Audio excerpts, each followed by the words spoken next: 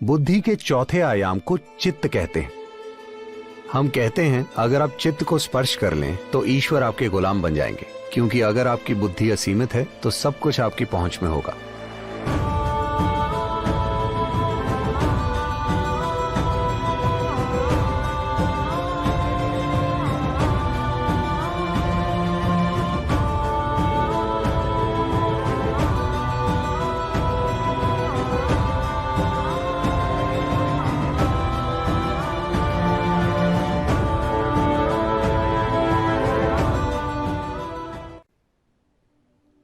योग विज्ञान में दिमाग जैसा कुछ नहीं होता। दिमाग सिर्फ शरीर है। जैसे दिल है, जैसे जिगर है, वैसे ही दिमाग है। यह भी बस शरीर है। मुझे लगता है कि दिमाग को बहुत ज्यादा बढ़ा चढ़ाकर इसलिए प्रस्तुत किया जा रहा है क्योंकि जैसा कि मैंने सुबह भी कहा था, हमारी शिक्षा प्रणालियां पूरी तरह से तर्क पर आधारित हो गई हैं। हमें लगता है कि तर्क ही सब कुछ है। तो योग विज्ञान के अनुसार मन के 16 हिस्से हैं और ये 16 हिस्से 4 श्रेणियों में आते हैं। पहली है बुद्धि। बुद्धि मतलब तर्क। मैं आपसे पूछता हूं, आपको बुद्धि तेज चाहिए या मंद? आप सब चुनिए, मैं आपको आशीर्वाद देने वाला हूं। आपको तेज चाहिए। तो बुद्धि एक चाकू की तरह है। चाकू का इस्तेमाल चीजों के 2 टुकड़े करने के लिए होता है। यही बुद्धि की प्रकृति है। आप जो भी देंगे वो उसके 2 टुकड़े करेगी। पूरा आधुनिक विज्ञान मनुष्य की बुद्धि से पैदा हुआ है, इसलिए सारा काम चीर-फाड़ से होता है। अगर आप एक वैज्ञानिक को फूल देंगे तो वो इसके टुकड़े करके देखेंगे। अगर आप इसके टुकड़े करके देखेंगे तो आपको फूल के बारे में कई जानकारियां जरूर मिल जाएंगी, पर आपको उसके बाद फूल नहीं मिलेगा। अगर अब आपको कुछ वाकई जानना है, मान लीजिए आपको आपकी मां के बारे में जानना है, कृपया उनके टुकड़े मत करना। ये ऐसे काम नहीं करता, क्योंकि जो चीज आप चीर-फाड़ से जान सकते हैं वो जीवन का भौतिक पहलू है। आप जीवन को चीर-फाड़ से नहीं जान सकते। सिर्फ भौतिक चीजों की चीर-फाड़ की जा सकती है। पर अब हम हर चीज जानने के लिए तर्क का इस्तेमाल करते हैं। तो हम 2 टुकड़े करने की कोशिश करते हैं। हम दुनिया को एक करने की, समानता और आत्मज्ञान की बात करते हैं और सब कुछ तर्क से करना चाहते हैं। यह ऐसा है जैसे चाकू का सिलाई के लिए इस्तेमाल करना। अगर आप चाकू से कुछ सिलेंगे तो आप उसके टुकड़े कर देंगे। तो हम ये देख रहे हैं कि हम किसी चीज के बारे में जितना ज्यादा ज्ञान इकट्ठा करते हैं, गलतफहमी और सत्य से दूरी उतनी बढ़ती जाती है। इसीलिए नहीं कि जानकारी बुरी है, पर इसीलिए क्योंकि हम चाकू से सिलने की कोशिश कर रहे हैं। तो तर्क एक चाकू की तरह है। इसे तेज होना चाहिए। ये जीवित रहने का औजार है। अगर आप में चीजों में फर्क करने का तर्क नहीं होता तो आप इस धरती पर जिंदा नहीं रह पाते। ये बहुत ही जरूरी है।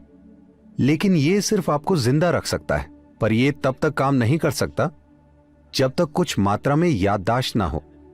अगर आपकी सारी याददाश्त मिटा दी जाए तो इससे फर्क नहीं पड़ता कि आपका भौतिक स्तर कितना है। अगर आपकी सारी याददाश्त चली जाए तो आप अचानक मूर्ख लगने लगेंगे। आप शायद तब भी बुद्धिमान हो, पर आप मूर्ख लगने लगेंगे। भारत में यह हमेशा होता है। लोग ग्रामीण और शहरी बच्चों को साथ बिठाकर उनका टेस्ट लेते हैं, सिर्फ इसलिए कि शहरी बच्चे के पास ज्यादा जानकारी है तो वो स्मार्ट लगता है। गांव का बच्चा मूर्ख लगता है, लेकिन आप उन्हें वास्तविक स्थिति में रखें तो आप देखेंगे कि वो ज्यादा स्मार्ट निकलेंगे, क्योंकि उनकी बुद्धि पूरी तरह से सक्रिय है। तो तर्क तभी समझदार लगता है जब आप उसे बहुत सी जानकारी का सहारा देते हैं। इसीलिए इंफॉर्मेशन टेक्नोलॉजी का इतना महत्व है और हर कोई जानकारी को लेकर पागल हो रहा है। वो केवल वक्त बर्बाद करने के लिए फोन में नहीं देखते रहते। उसकी वजह है कि सिर्फ उन्हीं छोटी छोटी जानकारियों के सहारे ही वो अपने समाज में, दोस्तों के बीच स्मार्ट नजर आते हैं। सिर्फ जानकारी होने पर ही वो स्मार्ट नजर आते हैं, उसके बिना वो कुछ स्मार्ट नहीं कर सकते। मैं आपको एक उदाहरण देता हूं। हमारे यहाँ 2 तरह के स्कूल हैं। एक स्कूल आधुनिक है और वहां 30% बच्चे अमेरिका से भारत पढ़ने आते हैं, और दूसरा स्कूल पूरी तरह से पारंपरिक है। वहां हम उनको योग, शास्त्रीय नृत्य, शास्त्रीय संगीत, कलरीपायट्टू, जिससे सभी मार्शल आर्ट्स पैदा हुए हैं, संस्कृत और अंग्रेजी भाषाएं सिखाते हैं। उनको किसी तरह का शैक्षिक ज्ञान नहीं दिया जाता। ये कुछ साल पहले की बात है। सारे छोटे बच्चे हाथ धोने के लिए भागे। नल इतनी ऊंचाई पर है, 6 से 7 साल के बच्चे वहां तक पहुंच नहीं पाते। तो आधुनिक स्कूल के सारे बच्चे वहां जाकर बहुत सभ्यता से खड़े होकर इंतजार कर रहे थे कि कोई शिक्षक या कोई और आकर बेंच रखे जिस पर चढ़कर वो हाथ धोएंगे। और ये दूसरे बच्चे दौड़े, बड़े बच्चे नीचे झुके, छोटे बच्चे उन पर चढ़े और हाथ धोकर भाग गए।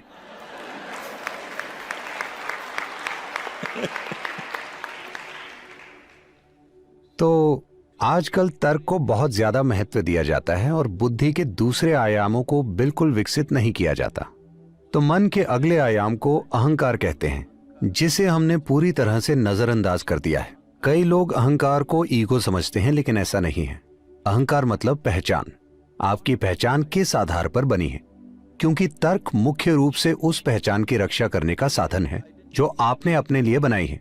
अगर मैं कहता हूं कि मैं भारतीय हूं, तो अचानक मेरा तर्क मुझ में वैसे विचार पैदा करेगा। मुझ में इसके लिए जीने और मरने की इच्छा होगी। अगर आप बस एक कपड़े का टुकड़ा लोगों को दिखाएं,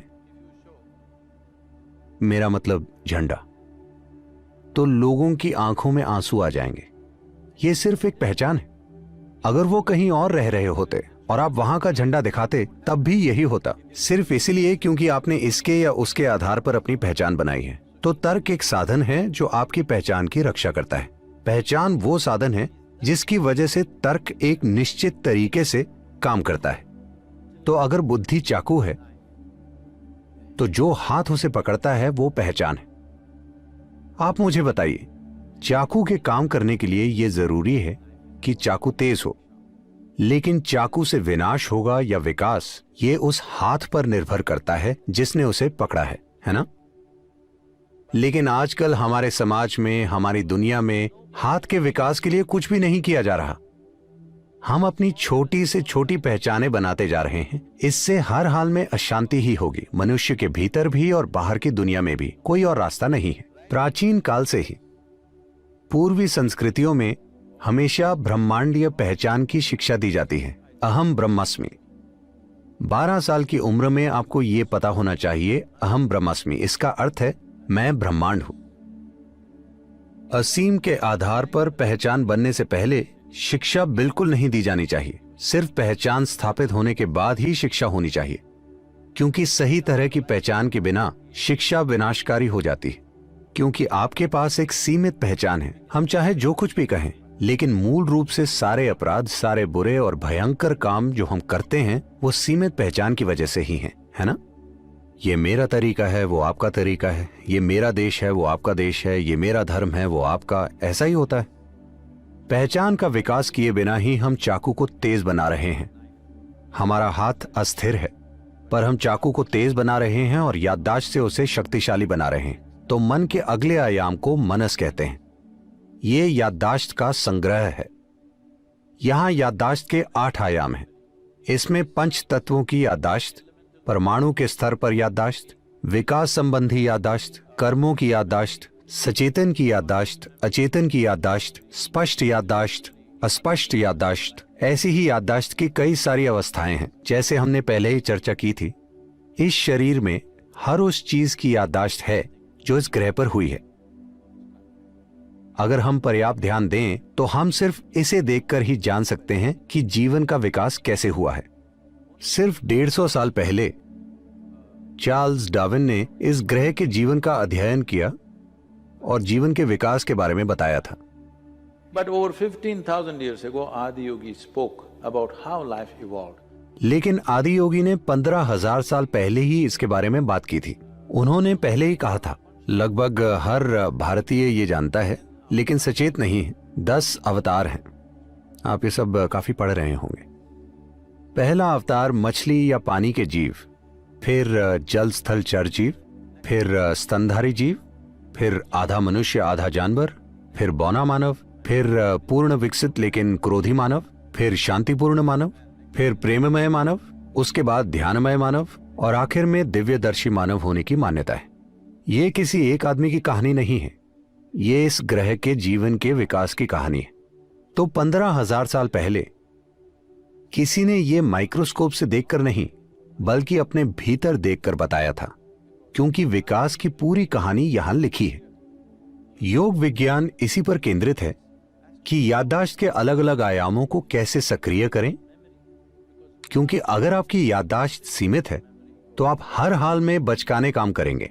अगर आपका तर्क बहुत ज्यादा काबिल हो जाता है तो यह बहुत जरूरी है कि आपकी पहचान ब्रह्मांडीय हो, असीमित पहचान हो, और आपकी याददाश्त इस तरह से विकसित हो कि उसके सारे आयाम सक्रिय हों। ये तीनों एक निश्चित तरीके से काम करते हैं। बुद्धि के चौथे आयाम को चित्त कहते हैं। ये बुद्धि का वो आयाम है जो याददाश्त से प्रभावित नहीं होता।